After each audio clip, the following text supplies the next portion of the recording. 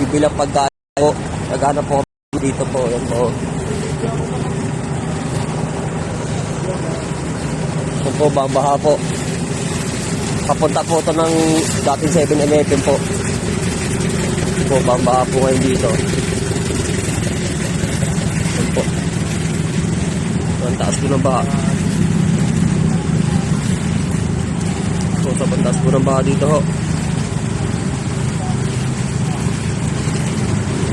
Po, may ibang motor po, tumirik na po.